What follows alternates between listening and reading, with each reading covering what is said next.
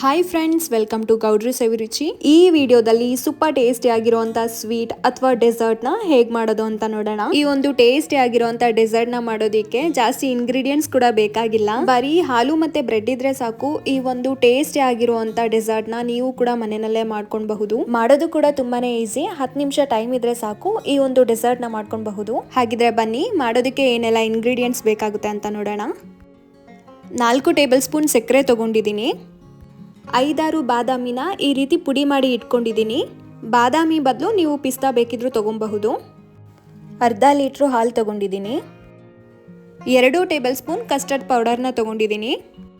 3 piece ಬ್ರೆಡ್ನ ತಗೊಂಡಿದ್ದೀನಿ. ಇವಾಗ ನಾನು ತಗೊಂಡಿರೋಂಥ ಬ್ರೆಡ್ ಪೀಸಸ್ದು ಎಡ್ಜಸ್ ಎಲ್ಲ ಕಟ್ ಮಾಡ್ಕೊತಾ ಇದ್ದೀನಿ. ಎಡ್ಜಸ್ ಎಲ್ಲ ಗಟ್ಟಿಯಾಗಿರುತ್ತಲ್ಲ, ಅದರಿಂದ ಅದನ್ನೆಲ್ಲ ಈ ರೀತಿ ಕಟ್ ಮಾಡ್ಕೊತಾ ಇದ್ದೀನಿ. ಆ ಎಡ್ಜಸ್ ಏನು ಕಟ್ ಮಾಡಿರ್ತೀವಿ ಅಲ್ವಾ, ಅದು ವೇಸ್ಟ್ ಕೂಡ ಆಗಲ್ಲ. ಅದನ್ನ ಪೌಡರ್ ಮಾಡಿಕೊಂಡು ನೀವು ಬ್ರೆಡ್ ಕ್ರಮ್ಸ್ ರೀತಿ ಕೂಡ ಯೂಸ್ ಮಾಡ್ಕೊಬಹುದು.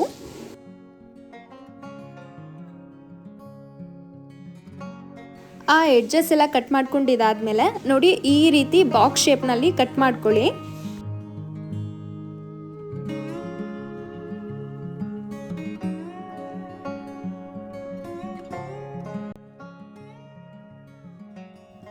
ಬಾಕ್ಸ್ ಶೇಪ್ನಲ್ಲಿ ಕಟ್ ಮಾಡ್ಕೊಂಡಿರೋವಂಥ ಪೀಸಸ್ನ ಒಂದು ಬೌಲಿಗೆ ಎತ್ತಿಟ್ಕೊಂಡಿದ್ದೀನಿ.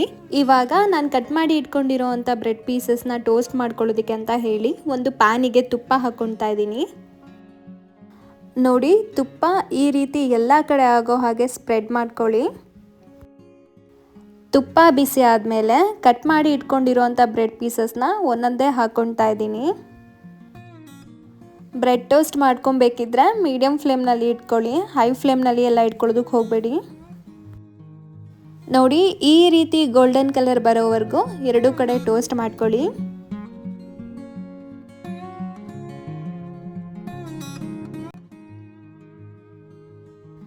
ಬ್ರೆಡ್ ಪೀಸಸ್ನ ಎಲ್ಲ ಟೋಸ್ಟ್ ಮಾಡಿದ್ದಾಗಿದೆ. ಇವಾಗ ಒಂದು ಪ್ಲೇಟಿಗೆ ಎತ್ತಿಟ್ಕೊಂಡಿದ್ದೀನಿ. ಇವಾಗ ಒಂದು ಬೌಲಿಗೆ 2 ಟೇಬಲ್ ಸ್ಪೂನ್ ಕಸ್ಟರ್ಡ್ ಪೌಡರ್ ಹಾಗೆ ಸ್ವಲ್ಪ ಹಾಲನ್ನ ಹಾಕ್ಕೊಂಡು ಮಿಕ್ಸ್ ಮಾಡ್ಕೊಳ್ಳಿ. ನೋಡಿ, ಈ ರೀತಿ ಸ್ವಲ್ಪನೂ ಗಂಟಿಲ್ಲದೆ ಇರೋ ಥರ ಮಿಕ್ಸ್ ಮಾಡ್ಕೊಳ್ಳಿ.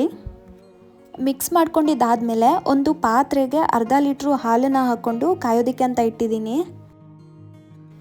ಹಾಲು ಬಿಸಿಯಾಗಿದೆ. ಇವಾಗ 4 ಟೇಬಲ್ ಸ್ಪೂನ್ ಸಕ್ಕರೆ ಹಾಕ್ಕೊಂಡಿದ್ದೀನಿ. ನಿಮಗೆ ಸಿಹಿ ಜಾಸ್ತಿ ಬೇಕಂತ ಹೇಳಿದ್ರೆ ನೀವು ಇನ್ನೂ 1 ಟೇಬಲ್ ಸ್ಪೂನ್ ಸಕ್ಕರೆ ಹಾಕ್ಕೊಳ್ಳಿ. ಸಕ್ಕರೆ ಹಾಕೊಂಡಿದ್ಮೇಲೆ ನಾನು ಅವಾಗಲೇ ಮಾಡಿಟ್ಕೊಂಡಿರೋಂಥ ಕಸ್ಟರ್ಡ್ ಮಿಕ್ಸರ್ನ ಕೂಡ ಹಾಕೊತಾ ಇದ್ದೀನಿ. ನೀವು ಕಸ್ಟರ್ಡ್ ಮಿಕ್ಸರ್ ಹಾಕೊಂಡಿದ ತಕ್ಷಣನೇ ಈ ರೀತಿ ಮಿಕ್ಸ್ ಮಾಡ್ಕೊಳ್ತಾ ಇರಿ, ಇಲ್ಲಾಂದ್ರೆ ಗಂಟಾಗೋಗುತ್ತೆ.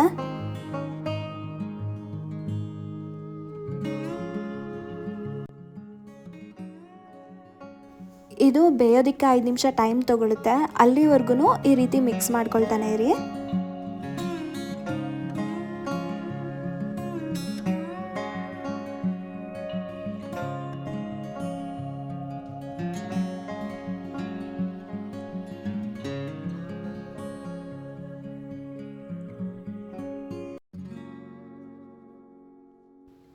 ನೋಡಿ, ಈ ರೀತಿ ಕ್ರೀಮಿ ಟೆಕ್ಸ್ಚರ್ ಬರೋವರೆಗೂ ಕುದಿಸ್ಕೊಳ್ಳಿ.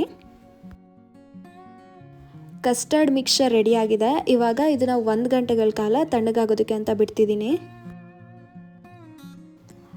ನಾನು ಅವಾಗಲೇ ಮಾಡಿಟ್ಕೊಂಡಿರೋಂಥ ಕಸ್ಟರ್ಡ್ ಮಿಕ್ಸ್ಚರ್ ತಣ್ಣಗಾಗಿದೆ. ಇವಾಗ ಒಂದು ಬೌಲಿಗೆ ಟೋಸ್ಟ್ ಮಾಡ್ಕೊಂಡಿರೋಂಥ ಬ್ರೆಡ್ ಪೀಸಸ್ನ ಹಾಕ್ಕೊತಾ ಇದ್ದೀನಿ.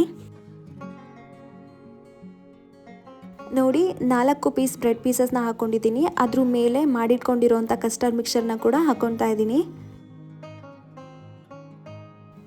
ಮತ್ತೆ ನಾನು ಬ್ರೆಡ್ ಪೀಸಸ್ನ ಹಾಕ್ಕೊಳ್ತಿದ್ದೀನಿ.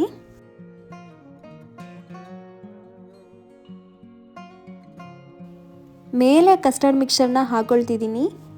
ಇದೇ ರೀತಿ ಲೇಯರ್ ಬೈ ಲೇಯರ್ ಮಾಡ್ತಾ ಹೋಗಿ. ನಾನಿಲ್ಲಿ ಒಂದು ಬೌಲಿಗೆ ಈ ರೀತಿ ಬ್ರೆಡ್ ಪೀಸಸ್ನ ಹಾಕ್ಕೊಂಡಿದ್ದೀನಿ. ನೀವು ಬೌಲ್ ಬದಲು ಬಾಕ್ಸಸ್ಗೆ ಅಥವಾ ಗ್ಲಾಸ್ ಕಂಟೈನರ್ಗೂ ಕೂಡ ಈ ರೀತಿ ಬ್ರೆಡ್ ಪೀಸಸ್ನ ಹಾಕೊಬಹುದು.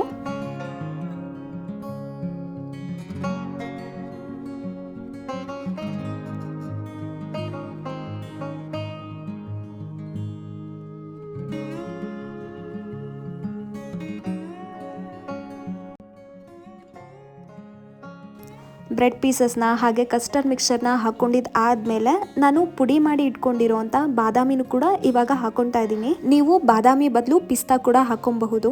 ಹಾಕೊಂಡಿದ್ ಆದ್ಮೇಲೆ ಇದು ಸೆಟ್ ಆಗೋದಕ್ಕೆ ಅಂತ ಹೇಳಿ ಕಮ್ಮಿ ಅಂತ ಹೇಳಿದ್ರು 2 ಗಂಟೆಗಳ ಕಾಲ ಆದ್ರೂ ಫ್ರಿಡ್ಜ್ ಅಲ್ಲಿ ಎತ್ತಿಡಿ. ಬ್ರೆಡ್ ಇಂದ ಮಾಡಿರುವಂತ ಒಂದು ಡೆಸರ್ಟ್ ಅಥವಾ ಸ್ವೀಟ್ ರೆಡಿ ಆಗಿದೆ. ಟೇಸ್ಟ್ ಅಂತೂ ಸಕ್ಕತ್ತಾಗಿತ್ತು. ನೀವೇ ನೋಡಿದ್ರಿ ಅಲ್ವಾ ಮಾಡೋದೆಷ್ಟು ಈಸಿ ಅಂತ ಹೇಳಿ. ನೀವು ಕೂಡ ಮನೆಯಲ್ಲಿ ಟ್ರೈ ಮಾಡಿ ನೋಡಿ ಹೇಗ್ ಬಂತು ಅಂತ ಕಮೆಂಟ್ ನಲ್ಲಿ ತಿಳಿಸಿ. ಲೈಕ್ ಮಾಡಿ, ಶೇರ್ ಮಾಡಿ. ಹಾಗೆ ಇನ್ನೂ ಯಾರೆಲ್ಲ ನನ್ನ ಚಾನಲ್ನ ಸಬ್ಸ್ಕ್ರೈಬ್ ಆಗಿಲ್ಲ, ಟೇಸ್ಟಿ ರೆಸಿಪೀಸ್ಗಾಗಿ ನನ್ನ ಚಾನಲ್ನ ಸಬ್ಸ್ಕ್ರೈಬ್ ಆಗೋದನ್ನ ಮರಿಬೇಡಿ. Thank you for watching.